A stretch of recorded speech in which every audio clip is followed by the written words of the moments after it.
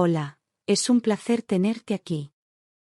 Antes de comenzar, suscríbete al canal y dale like al vídeo.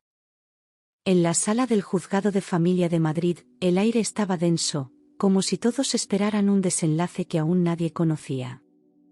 Entonces, mi marido, con esa soberbia que lo había convertido en un extraño, se inclinó hacia el micrófono y escupió la frase que me atravesó como un cuchillo: buena suerte para no morirte de hambre sin mí. Hubo un silencio inmediato, apenas roto por el tecleo de la secretaria judicial. Yo me quedé inmóvil, la sangre me quemaba por dentro, pero me negué a bajar la mirada. Sentí las miradas de todos sobre mí, como si esperaran que me derrumbara.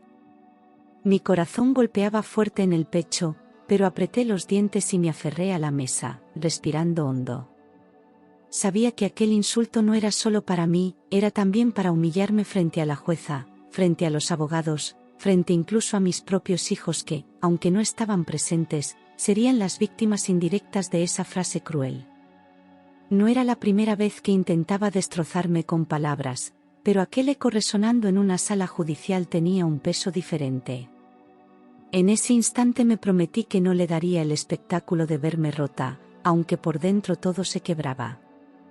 Mientras sus palabras todavía rebotaban en mi cabeza, recordé de golpe todo lo que había dejado atrás por él.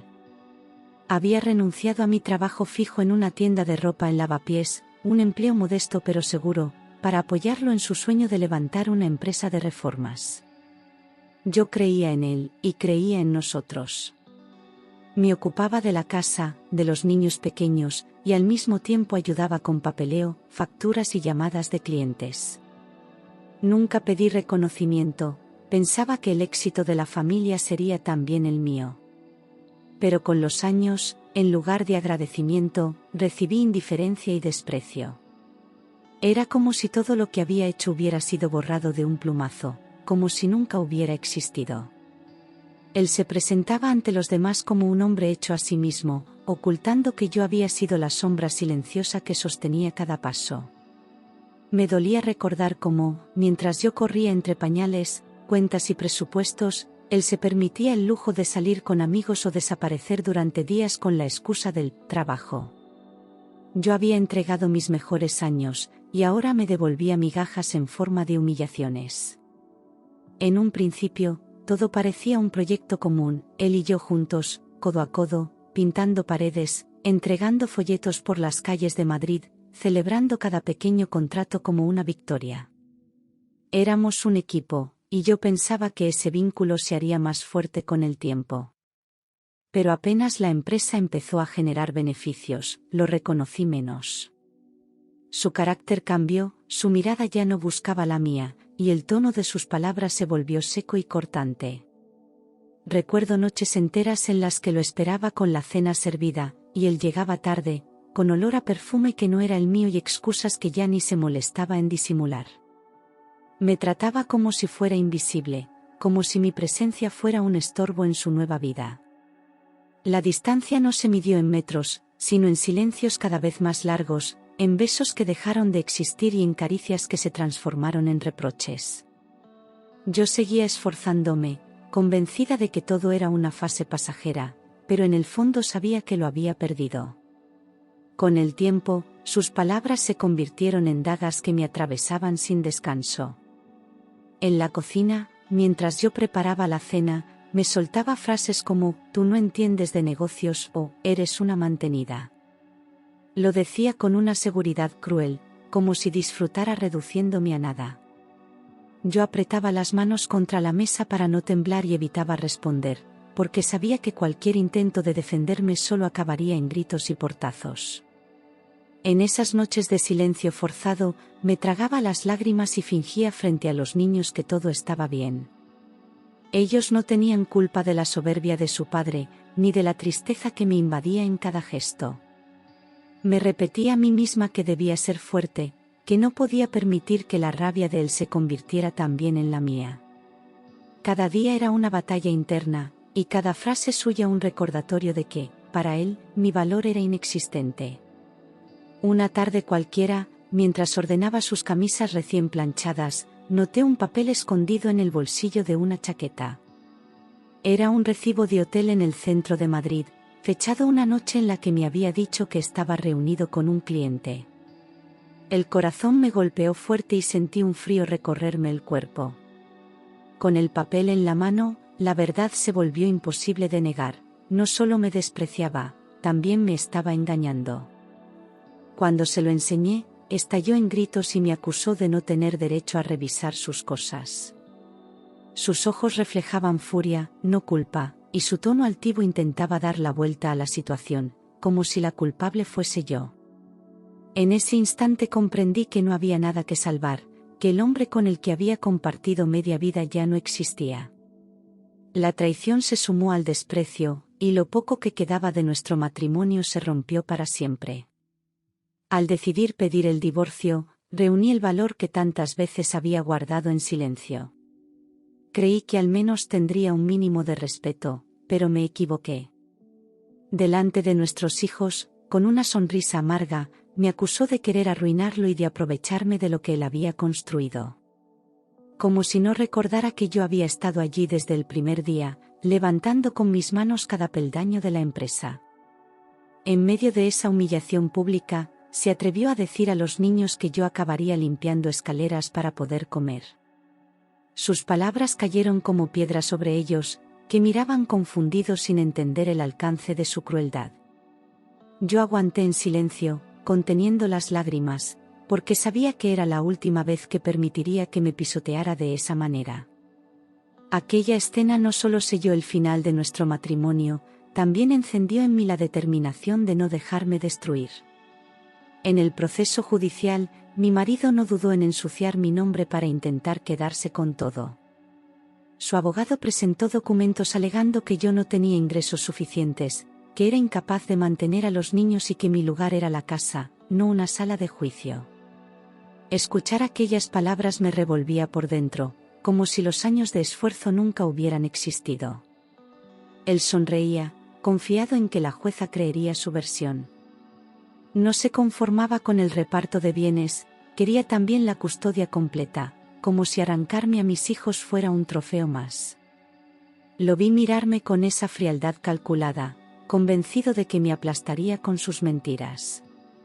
Sentí rabia, pero también una fuerza silenciosa que me mantenía en pie. Sabía que la verdad estaba de mi lado, aunque aún no había mostrado todas mis cartas. Mi abogada, una mujer de carácter fuerte llamada Carmen, fue mi sostén en los momentos más oscuros. Me miraba a los ojos y me repetía que no debía precipitarme, que esperara el momento adecuado para dar el golpe.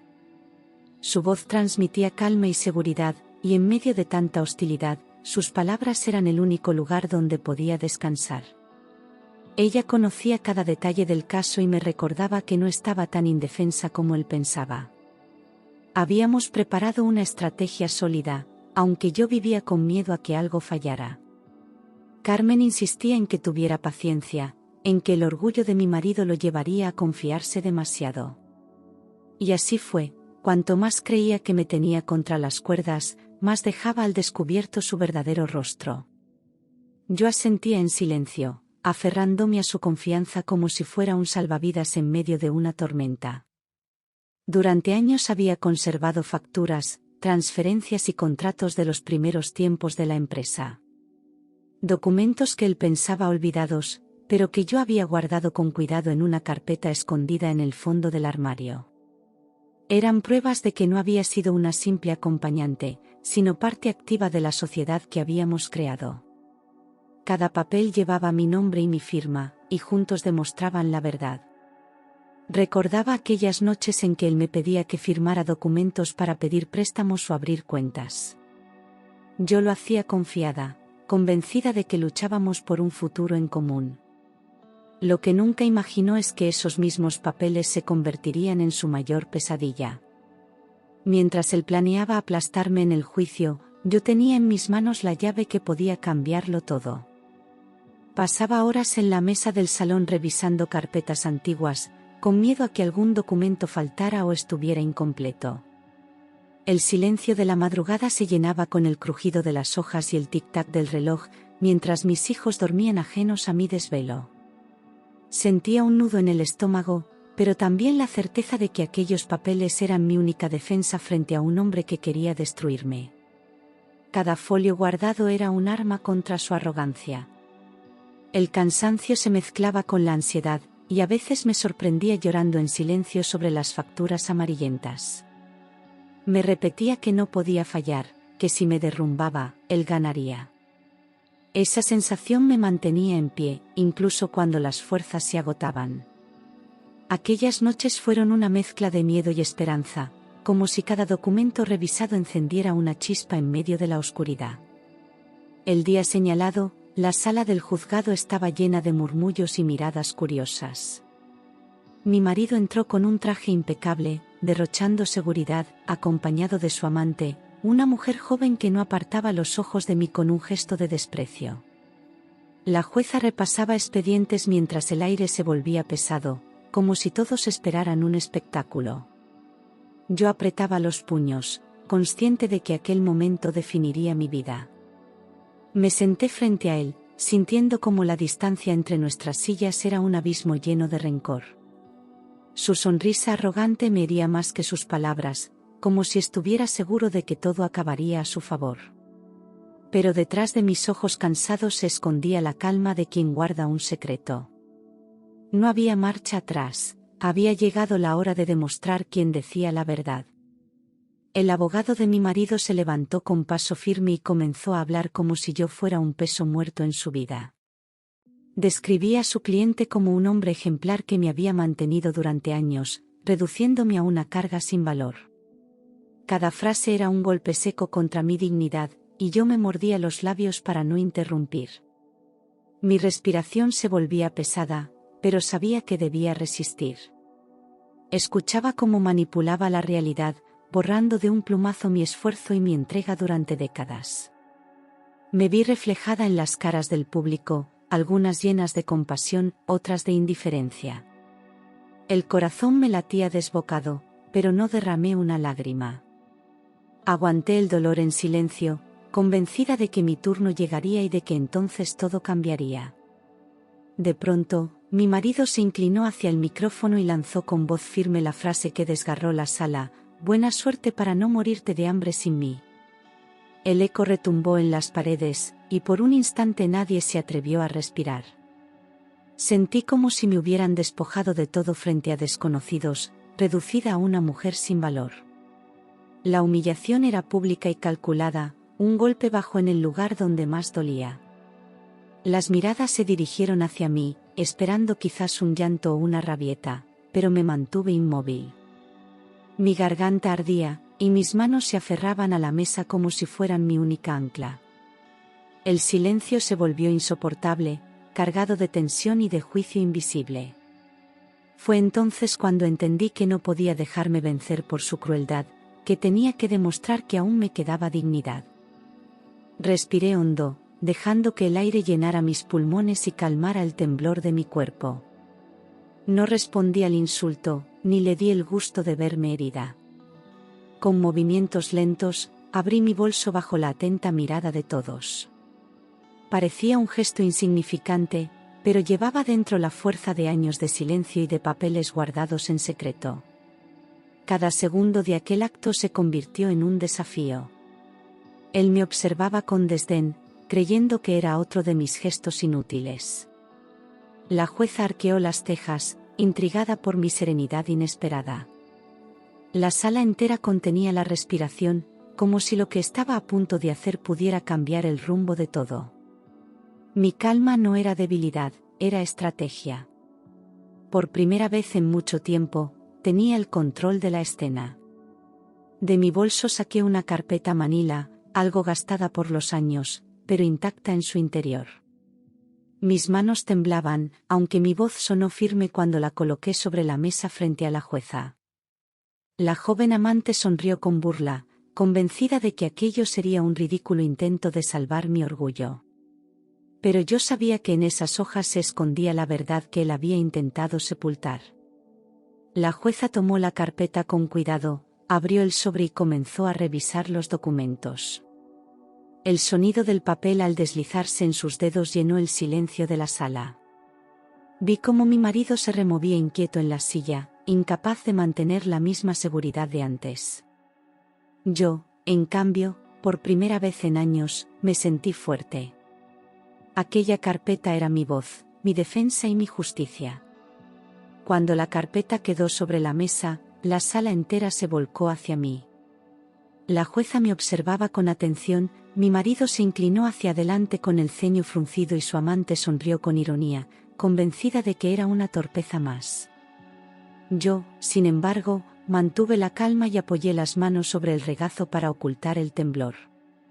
Era un instante decisivo, y lo sentía en cada latido.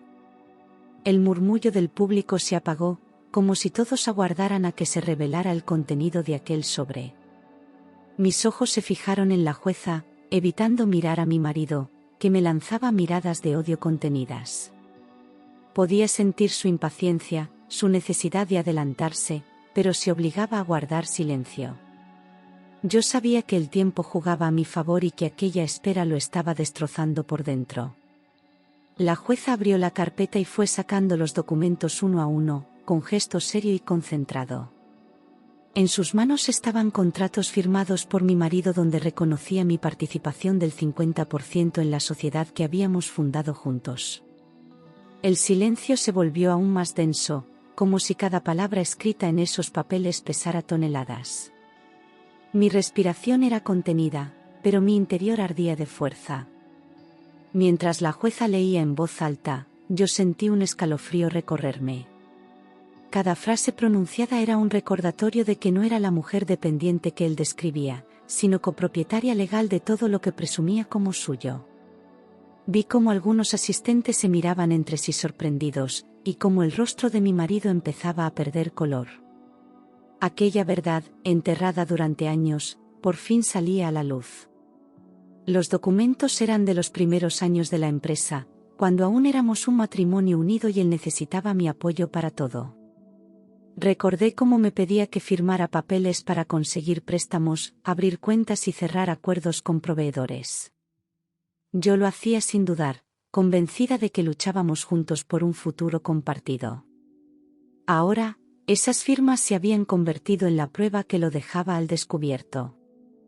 Cada sello, cada fecha y cada rúbrica eran un testimonio de mi participación en su mundo, aunque él quisiera borrarme de la historia. Sentí rabia al pensar en mi ingenuidad, pero también alivio de haber guardado aquellos papeles como un tesoro. El pasado volvía para poner las cosas en su lugar, y por primera vez en mucho tiempo, no era yo quien temía lo que saldría a la luz, sino él. Cuando la jueza leyó en voz alta que yo figuraba como socia con el mismo porcentaje que él, la sala quedó en silencio absoluto.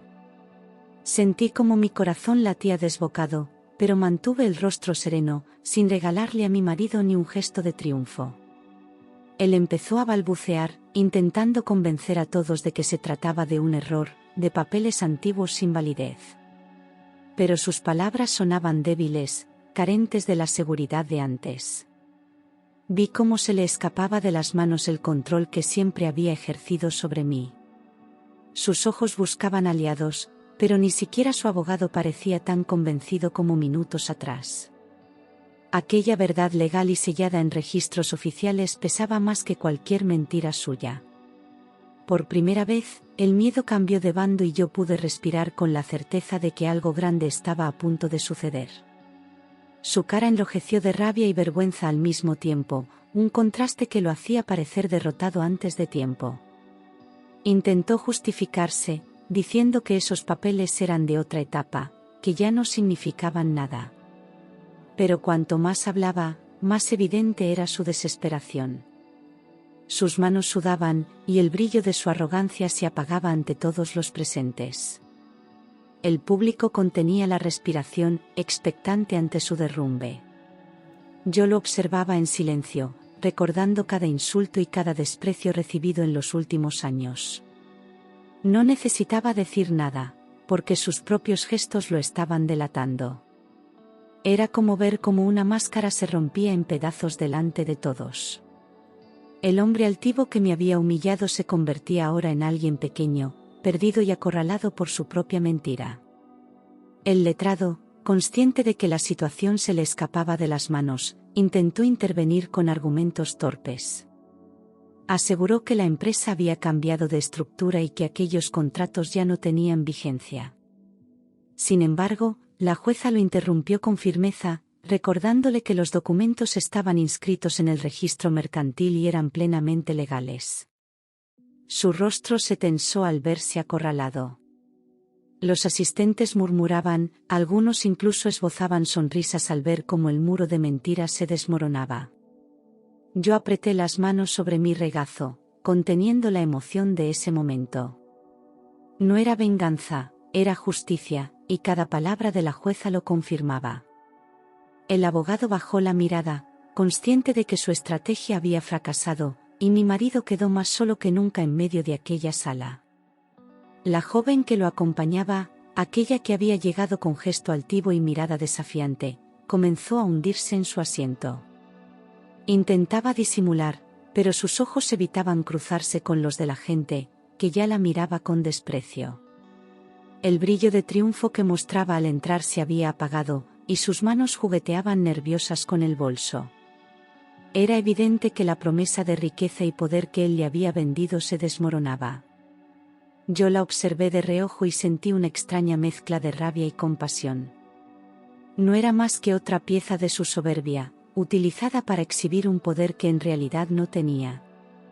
Ahora descubría la fragilidad del castillo de mentiras en el que había creído. En silencio, bajó la cabeza como quien asume que la humillación pública es inevitable. El papel diamante se había convertido en un peso insoportable. Lo que había empezado como un juicio donde yo parecía la parte más débil, se transformaba en un escenario distinto. Ya no era la mujer supuestamente mantenida, sino la copropietaria legítima de lo que él presumía como suyo. Esa revelación cambió la atmósfera de la sala, y por primera vez sentí que tenía voz. Mi dignidad, tantas veces pisoteada, volvía a ponerse de pie. Los murmullos crecieron, y noté cómo algunas personas me miraban con un respeto inesperado. Yo no necesitaba levantar la voz, los papeles hablaban por mí. Mientras tanto, mi marido se removía en la silla, incapaz de recuperar la compostura. Era como si el suelo bajo sus pies se hubiera abierto de repente, y yo estaba allí, firme, demostrando que nunca había sido invisible. Después de la lectura de los documentos, la sala quedó en un silencio denso, cargado de tensión. Se oía el crujido de las sillas y los susurros ahogados de quienes no podían ocultar la sorpresa. Yo respiraba despacio, intentando controlar la emoción que me invadía, porque sabía que aún faltaba lo más difícil. Aún así, el simple hecho de haber resistido hasta ese punto ya era una victoria. La jueza me observaba con atención, valorando cada detalle de lo que había presentado. Su mirada no era de compasión, sino de reconocimiento hacia alguien que había sabido defenderse.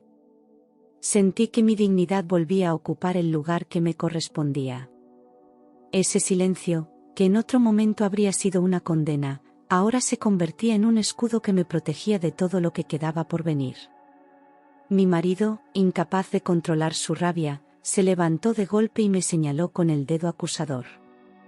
Su voz retumbó en la sala mientras me llamaba traidora, ladrona y desagradecida. Intentaba convencer a todos de que yo había planeado todo para dejarlo en la ruina. Cada palabra estaba cargada de veneno, pero ya no tenía la fuerza de antes. Su desesperación era evidente y los murmullos crecieron entre los presentes. Yo lo miré en silencio, con la serenidad de quien sabe que la verdad lo aplasta. No necesitaba gritar ni defenderme, porque los documentos hablaban por mí. Su figura, que antes me había parecido imponente, ahora se desmoronaba frente a todos. Su amante agachaba la cabeza y su abogado se hundía en la silla, impotente. La escena era la de un hombre que perdía el control, mientras yo recuperaba mi dignidad. La jueza, firme e implacable, golpeó la mesa con su mazo para restaurar el orden. Con voz clara, dictó que la vivienda familiar quedaba para mí y nuestros hijos, garantizando que tendríamos un techo seguro. Además, Confirmó mi derecho al 50% de los beneficios de la empresa, tal como demostraban los documentos. Cada palabra suya caía como una losa sobre mi marido, que no podía ocultar su derrota. Sentí que todo mi esfuerzo y mis noches de desvelo habían valido la pena. La jueza reconocía lo que él había intentado negar durante años, que yo había sido parte fundamental en la construcción de todo. Mis manos temblaban, pero esta vez no de miedo, sino de alivio. Era justicia, y aunque el dolor vivido no desaparecía, al menos se transformaba en respeto y verdad. Cuando escuchó la sentencia, mi marido se dejó caer en la silla como si le hubieran arrancado el aire. Sus ojos, antes llenos de soberbia, estaban ahora vacíos, incapaces de sostener la mirada de nadie. El sudor le perlaba la frente, y sus labios balbuceaban palabras sin sentido. El hombre que me había humillado tantas veces se mostraba ahora pequeño y derrotado. Vi cómo su mundo, construido sobre mentiras y arrogancia, se desmoronaba en cuestión de minutos. Ya no era el empresario triunfador, sino un hombre desnudo ante la verdad. Yo no sentí venganza, sino una calma profunda, como si al fin hubiera cerrado una herida que llevaba años abierta. En aquel instante supe que mi vida ya no giraba a su alrededor, sino hacia un futuro nuevo y libre. Me levanté despacio, recogí mi bolso y caminé hacia la puerta con la cabeza erguida. No necesitaba mirar atrás para saber que todos los ojos estaban puestos en mí. Cada paso era un recordatorio de que la dignidad no se pierde mientras una decida conservarla. Sentí como el aire frío del pasillo me acariciaba el rostro, liberándome del peso que había soportado durante años. No era venganza lo que llevaba conmigo, era la certeza de haber defendido mi verdad frente a todos. Había resistido insultos, humillaciones y traiciones, y aún así había salido en pie. La mujer que entró rota en aquel juzgado no era la misma que salía ahora. Era más fuerte, más consciente de su valor y de su capacidad para rehacer su vida desde cero. Al salir del juzgado, algunas personas se acercaron a mí con gestos de apoyo. Una mujer me tocó el hombro y me dijo en voz baja: «Has sido muy valiente». Ese reconocimiento inesperado me conmovió más que cualquier aplauso. Durante años había vivido a la sombra de un hombre que me despreciaba, y ahora la gente me veía como alguien fuerte. Era un respeto que nunca antes había sentido. Yo sonreí con timidez, agradeciendo cada palabra, cada mirada sincera. No era fama ni protagonismo lo que buscaba, sino recuperar la dignidad perdida. En ese instante comprendí que no estaba sola, que incluso desconocidos podían reconocer el valor de mantenerse firme. Era un nuevo comienzo, y la aprobación de los demás era solo un reflejo de mi propia fuerza recuperada. Esa misma tarde, mientras estaba en casa con mis hijos, recibí una llamada del banco. La voz al otro lado me confirmó que, gracias a los documentos presentados, podía acceder a las cuentas bloqueadas de la empresa. Sentí un alivio inmenso, como si una carga de toneladas se hubiera desprendido de mis hombros. Aquella llamada no solo representaba dinero, representaba seguridad y estabilidad para mis hijos. Les conté la noticia con una sonrisa emocionada, y vi cómo sus ojos brillaban al saber que no nos faltaría nada. Era la primera vez en mucho tiempo que podía darles tranquilidad real. No se trataba de riquezas, sino de la certeza de que ya no dependíamos de él. Aquella llamada fue el inicio tangible de una vida nueva, construida con esfuerzo y con justicia. Con las cuentas desbloqueadas, lo primero que hice fue asegurar la educación de mis hijos. Pagué deudas atrasadas y organicé nuestras finanzas con la calma que nunca había podido tener. Dormí aquella noche profundamente, sin el miedo constante a qué pasaría mañana. Era como si el peso de años enteros se hubiera levantado de mis hombros. Por primera vez, el futuro se sentía posible. No se trataba de lujos ni de demostrar nada a nadie, sino de tener la seguridad de que mis hijos estarían protegidos. Al verlos reír en el salón, comprendí que había merecido la pena cada desvelo y cada lágrima. El dinero no devolvía el tiempo perdido, pero sí me daba la libertad de rehacer mi camino. Y en ese silencio nocturno, sentí que la paz regresaba a mi vida. Con el paso de los días entendí que la verdadera victoria no había sido económica, sino emocional. Había recuperado mi dignidad, esa que él intentó arrebatarme con insultos y humillaciones. Mientras él se hundía en sus mentiras, yo reconstruía mi vida sobre la verdad. Era un recordatorio de que nadie tiene derecho a decidir el valor de otra persona. Esa certeza me hacía caminar erguida. Aprendí que no se trata de cuánto tienes, sino de cómo enfrentas lo que intentan quitarte. Yo había enfrentado la traición, el desprecio y la humillación, y aún así salí más fuerte. Ahora podía mirar atrás sin miedo, porque ya no era una víctima, sino una mujer libre. Esa fue mi verdadera ganancia, recuperar mi voz y mi lugar en el mundo. Cuando llegó la notificación oficial del juzgado, respiré aliviada al ver por escrito lo que ya había anunciado la jueza: uso de la vivienda para los niños y para mí, pensión alimenticia ajustada a sus ingresos y reconocimiento expreso de mi participación en la empresa. Llamé a Carmen para darle las gracias. Me dijo que todavía quedaba trabajo administrativo, pero que lo más duro ya había pasado. Colgué y me quedé un rato mirando por la ventana, dejando que el sol de la tarde entrara en el salón como una señal de vida normal que volvía poco a poco. En los días siguientes, me senté con un cuaderno y una calculadora a poner orden en todo: recibos, matrículas del colegio, actividades de los niños, gastos de la casa. Abrí una cuenta nueva a mi nombre y establecí domicilios con cuidado, prometiéndome no volver a vivir a oscuras. Llamé a proveedores antiguos de la empresa para solicitar copias de algunos contratos y cerrar cabos sueltos. No era rencor, era higiene, dejar cada cosa en su sitio para que nada pudiera volverse en mi contra. También hablé con los niños con calma, sin dramatismos ni mentiras. Les expliqué que su padre y yo ya no vivíamos juntos, que eso no cambiaba el amor que sentíamos por ellos y que siempre podrían preguntar lo que quisieran. Les prometí que no escucharían gritos en casa ni verían puertas dando portazos. Les enseñé el calendario de visitas acordado y les dejé dibujar en él, para que lo sintieran suyo y no una imposición fría. Me sorprendió su madurez, esa forma silenciosa en la que los hijos nos enseñan a ser mejores. Mi ex quería seguir aparentando fortaleza, pero el tono de sus mensajes cambió. Pasó de la amenaza velada a la corrección formal, como si por fin entendiera que el teatro se había terminado. Aceptó recoger a los niños en el portal para evitar escenas y empezó a cumplir los horarios. No hubo reconciliaciones ni disculpas grandilocuentes, solo un cansancio que a mí me supo a paz. Yo respondía con educación y distancia, porque había aprendido que la serenidad también es un límite. Una mañana, mientras hacía la compra, me encontré con una antigua clienta de los primeros años de la empresa. Me preguntó cómo estaba y tras escucharme, me ofreció colaborar en la reforma de su local, esta vez facturando yo como autónoma. Volví a casa con pan, tomates y una propuesta que me ilusionaba. Llamé a un electricista y a un pintor de confianza y preparé un presupuesto honesto, sin prometer imposibles.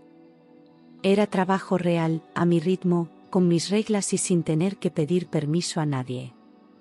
Empecé a recuperar rutinas que había olvidado: caminar por el retiro los domingos, volver a leer antes de dormir, llamar a amigas que se habían ido quedando en los márgenes de mi vida. Acepté que necesitaba hablar con una psicóloga y pedí cita, no para revolver el pasado sin fin, sino para aprender a no repetirlo. Salía de las sesiones más ligera, con ejercicios sencillos para cuando el miedo quisiera volver a colarse por la puerta. La dignidad, supe entonces, también se entrena. Un sábado cambié los muebles del salón de sitio con los niños y colgamos fotos nuevas en la pared. Guardé en una caja los objetos que ya no nos contaban ninguna historia y llevé varios al punto limpio. La casa tenía otra luz, quizá porque yo también la tenía. Cocinamos pasta, abrimos una botella de vino barato y brindamos por lo que venía. No necesitábamos grandes celebraciones, solo esa sensación de hogar que no se habita con dinero, sino con respeto. Carmen me llamó para cerrar el último trámite, la actualización del registro y el abono de los beneficios atrasados que me correspondían. Firmé los papeles con una calma que no conocía. Decidí reservar una parte para un pequeño colchón, otra para la universidad de los niños y otra para invertir con prudencia en mi nueva actividad. No había prisa por crecer, solo ganas de hacerlo bien. Sentí que, por fin, la palabra mañana no me daba vértigo. Algunas noches todavía me visitaba el eco de aquella frase cruel, pero ya no se quedaba. Cuando aparecía, la contradecía con hechos, la mesa con cuentas claras, el calendario de los niños, los contratos firmados a mi nombre, mi propio trabajo. Me recordaba que no era la mujer que él describió, sino la que había atravesado el incendio y había salido con lo imprescindible, la piel, la voz y el paso firme. El resto, lo iba reconstruyendo sin prisa. Un domingo de primavera, sentada en una terraza de lavapiés, escribí una carta para mí misma. No era una despedida, era un comienzo.